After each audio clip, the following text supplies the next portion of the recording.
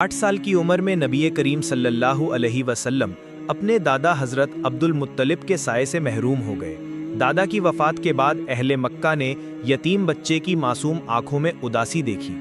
रातों को आसमान की तरफ देखते और सोचते, अब कौन सहारा बनेगा।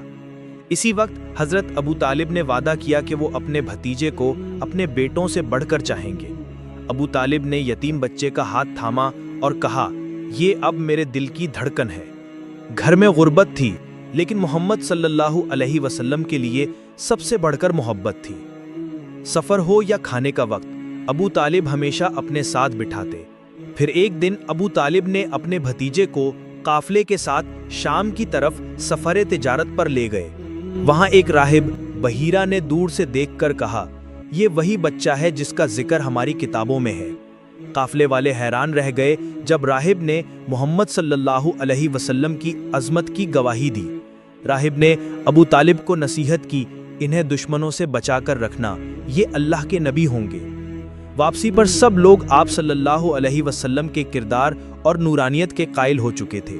मक्के के बाज़ारों में जब वो नौजवान दाखिल होते तो हर ज़बान पर एक ही आवाज़ होती, ये हैं असादिक, ये हैं अल अमीन। वो कभी धोखा न देते, बल्कि तराजू में नाप तोल बढ़ाकर देते ताकि किसी का हक ना मारा जाए। उनकी सच्चाई और अमानत ने उन्हें सबका महबूब बना दिया।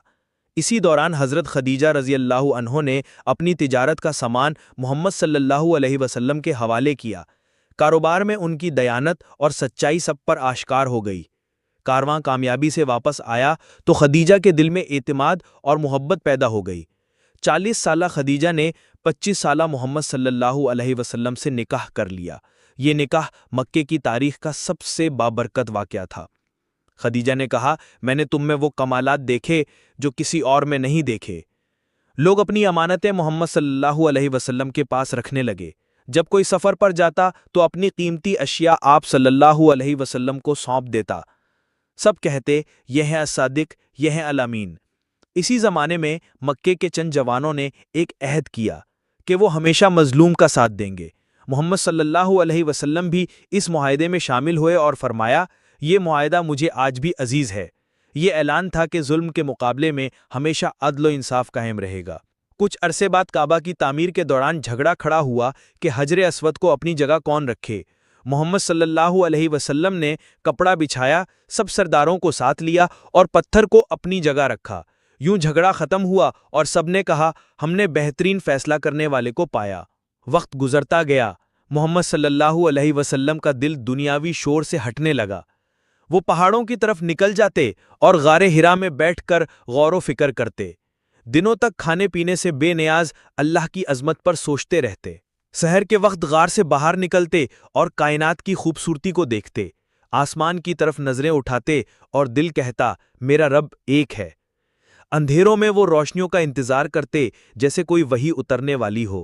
तन्हाई उनका साथी थी, मगर सुकून सिर्फ जिक्र इलाही से मिलता। ये गार ही वो मकाम था जहां जल्द ही पहली वही नाजिल होने वाली थी। मोहम्मद सल्लल्लाहु अलैहि वसल्लम का दिल हमेशा बुतों से नफरत करता और हक की तलाश में रहता। वो यतीमों के साथ बैठते, मस्कीनों को खाना खिलाते और अदल कायम करते। ये सब निशानियां थीं कि वही आखिरी नबी हैं जिन्हें अल्लाह ने दुनिया के लिए रहमत बनाकर भेजना है। अगर आपके पास टाइम है तो दूसरों को भी शेयर कीजिए। जज़ाकल्लाह।